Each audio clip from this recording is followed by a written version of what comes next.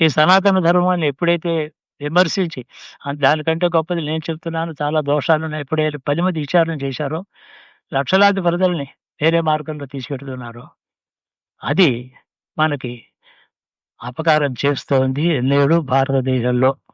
ఇది నా నమ్మకం. తప్పైతే కావచ్చు కానీ, ఇన్ని సనాతన ధర్మాన్ని నుంచి వేరు చేసి మనుషుల్ని పెడదారిని పట్టించేటటువంటి అనేక కొత్త సిద్ధాంతాలు, మార్గాలు రావడం చేత భారతదేశానికి సనాతన ధర్మం అనేది అది వాళ్ళకి రక్షించి, వాళ్ళకి మార్గదర్శకమైనటువంటి మతంగా తప్పుకొద్ది పక్కకి.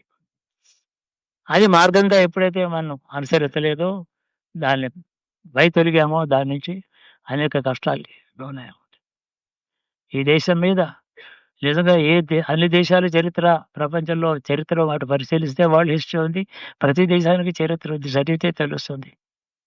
గత 2000 సంవత్సరాల్లో భారతదేశం అనుభవించినటువంటి కష్టాలు ఏ దేశం అనుభవించలేదు.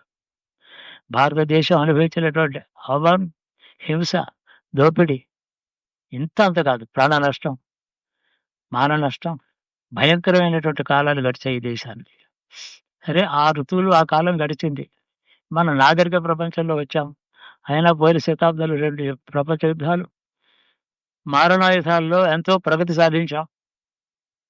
ఇక్కడ కూర్చుని ఊరికెలా రిమోట్ కంట్రోల్ చేస్తే అక్కడ బాంబు పేలి 100 మంది చచ్చిపోతారు. చాలా అద్భుతమైన శక్తి.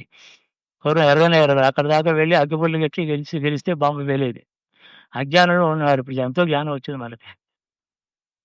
రోజు 100 మందిని ఒక్క మనిషి చంపొచ్చు. చాలా రకరకాల విజ్ఞాన శాస్త్రం దీని పేరు. సైన్స్, టెక్నాలజీ, మంచి గౌరవమైన పేర్లు ఈ మాటలు.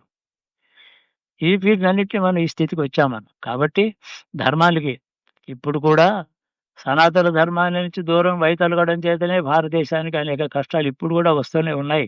శత్రు భయం ఎక్కువగా ఉంది. అంతఃశత్రు భయం ఎక్కువగా ఉంది అని నా నమ్మకం. మీరు కూడా పరిశీలించండి. మీరు కూడా ఆలోచించండి. మీకేం తోస్తుందో మీకు సత్యం తెలియాలి నాకు. I want to know the truth అని అన్వేషణ చేయండి. సెర్చ్ ఫర్ ట్రూత్ అంటాం మనం. సత్యాన్వేషణ. దానివల్లనే సత్యం తెలుస్తుంది. అన్వేషిస్తే కానీ సత్యం తెలియదు. అనుకున్నది సత్యం కాదు. అన్వేషిస్తే తెలిసేది సత్యం.